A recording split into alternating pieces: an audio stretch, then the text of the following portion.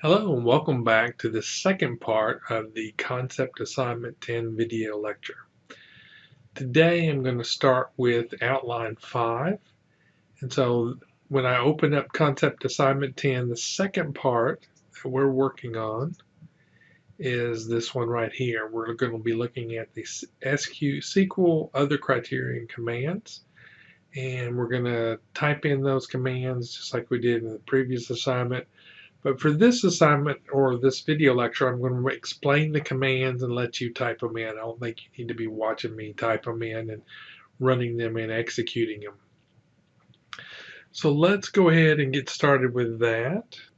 So what you want to do is click on this link for Outline 5, the SQL Other Criterion Commands PDF. When you open that, you'll get a document like the following.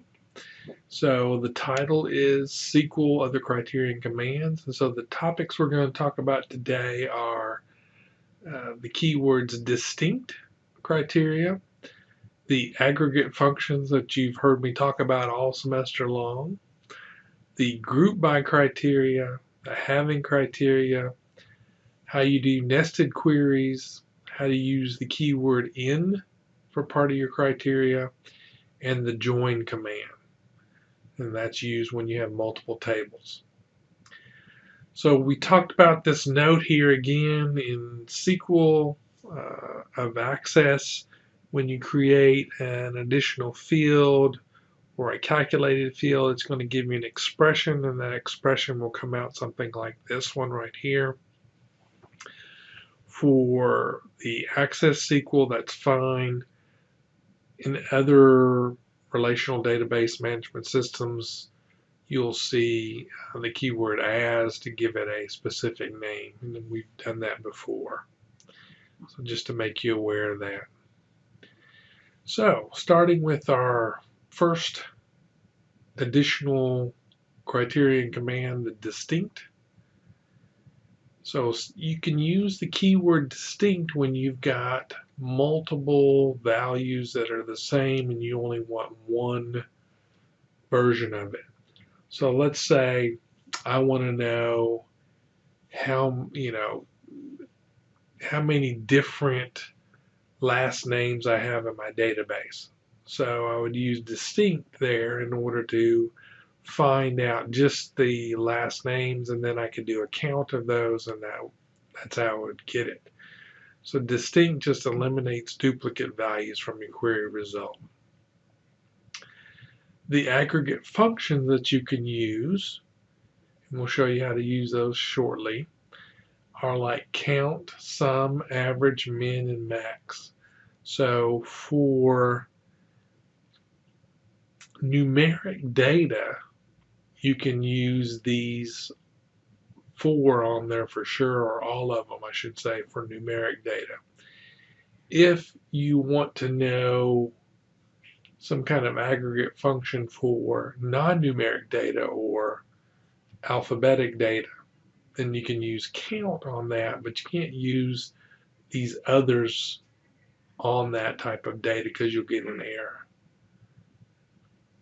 All right, we've talked about group by and having, but we'll mention it again. Group by allows you to summarize across groups that are related data within your tables. And then having allows you to do that criteria for there.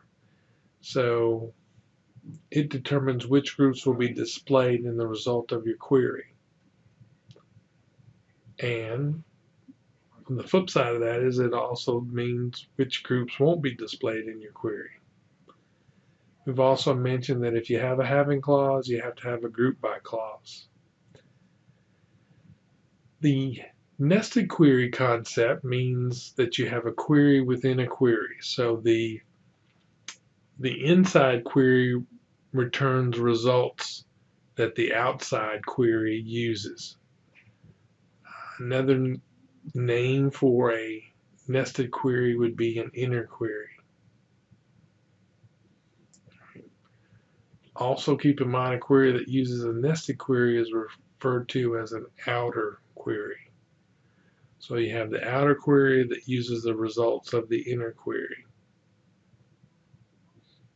Then we have some other keywords I'd like you to know is in, and that's used for comparison of a value within a set of values, and use that as part of a criteria. And then when you need to use multiple tables, you need to join those tables, so the keyword is join. The older way of joining tables would be to use the where clause. And I think I saw an example of this later on. So let's go ahead and get started and let you see how these work. So for query 10, we want to retrieve the vendor ID value for each record in the relation product. So the relation is the table, so we would specify it like that. Select vendor ID from product. Say that is query 10. Query 10A, notice that we've got multiple versions of this vendor ID. So now let's see if we could just get what are our unique vendor IDs. So you might be asked, show one instance of all the different vendor ID values in the relation product. So the way we use distinct then is select distinct vendor ID from product. Notice the semicolon here, and we would get this output. So now we know that we have these two vendors are in our database. We didn't have to look at millions of records. We just get the unique or distinct values. So query 11, retrieve the average price of all products. So here we're using that aggregate function. So here we have select the aggregate function name, and then what is that going to be applied to? Product price from product. So it says average, product price, and then it gives us what that is. So you're going to get one value out of that. You can't get all the other field names listed there. Query 12, show how many products we offer for sale. So here we're going to select, and we're going to use the aggregate function count, and we're going to count all fields in that, or all records I should say, from product. So that's going to tell us when we hit enter, we should get 6. Query 13, retrieve the number of vendors that supply our products. Select count from, and now we're going to do select distinct vendor ID from product. So think about that. Retrieve the number of vendors that supply our product. So we only want to count these two, right? So we need to know what are our distinct vendor ID. So we got 2 of those, and we saw that output earlier. And now we're counting how many that is, and so that's where the 2 comes from. And this is how you would do it. But think about, what the request is. Retrieve the number of vendors that supply our products. So I can't just count vendor ID, the number of records in vendor ID, because that would be too many. That's the reason why I need the distinct. Okay, moving on. Query 14, retrieve the number of products, average product price, lowest product price, and highest product price in the CP product category. So we're going to have select, so count the number of records, all of the records,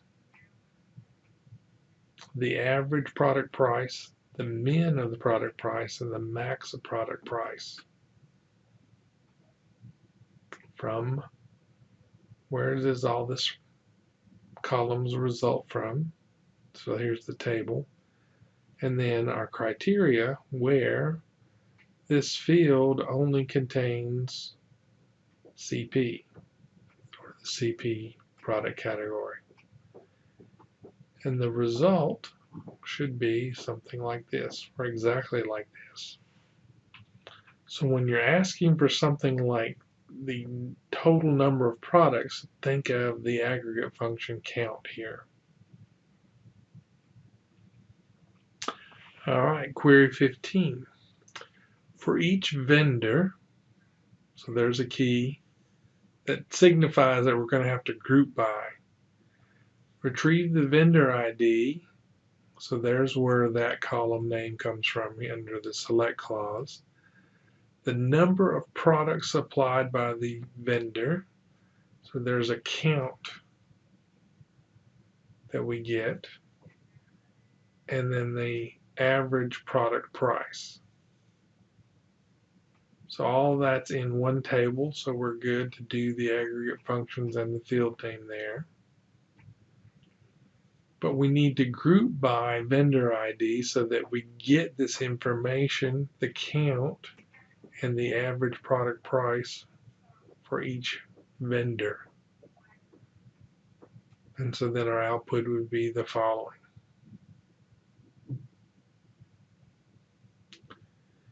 Query 16 says for each vendor, again, the group by here, retrieve the vendor ID, that's where this comes from here, and the number of products with a product price of 100 or higher. So we want to count, so we know what the number of products is, but our criteria now is that that product price from the product table is greater than 100. So that will give us this result.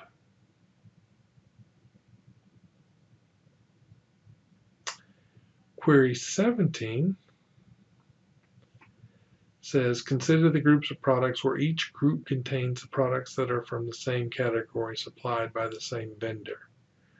For each such group, retrieve the vendor ID, the product category ID, number of products in the group, and the average price of the products in the group. So again, we're going to group by vendor ID and category ID from the table product. And then we're going to select the vendor ID, the category ID, how many is each in each, how many records match that, and the average product or price. So this one's a little bit more difficult, and so think about, what you're retrieving here. Query 18 says, for each product, retrieve the product ID value and the total number of product items sold within all sales transactions. So the total number of product items sold. So that's not going to be a count, it's actually going to be a sum. So we're going to select product ID and the sum of the number of items. Okay, so number of items is going to be different when we look at that data. From sold via, it's a different table, and we need to group by product ID.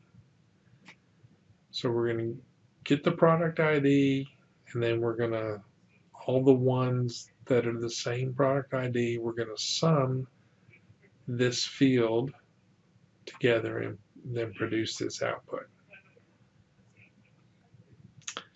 For query 19, we're going to look at each product. We want the product ID and the number of sales transactions in which the product was sold. So in this case, we're going to use a count instead of a sum. So we're going to count the records that match. So select, again, the field name, the aggregate function from sold via, and then group by product ID. For query 20, we're going to look at adding the having clause. So here's the question. Consider the groups of products where each group contains the products that are from the same category and supplied by the same vendor. So we're going to need vendor ID and category ID. We're going to group by that. For each such group that has more than one product, they have to have more than one. Retrieve the vendor ID, product category ID. That's where these column names came from. The number of products in each group, hence the count, and the average price in the group. So this group, we want to group by this, but now we want to make sure that once we group by this, there's a record, at least one record, that more than one record. So this would be 2 or more. So count, number of records greater than 1. So that's how we have a having clause. Remember, if you have a having clause, you have to have a group by clause. Now I'm going to pause here, and when we come back, we'll start and finish the rest of these queries. Remember, you need to be typing these in, running them, get the same results, save them as the name of the query. So query 20 would be named query 20. And we'll come back and do part 3.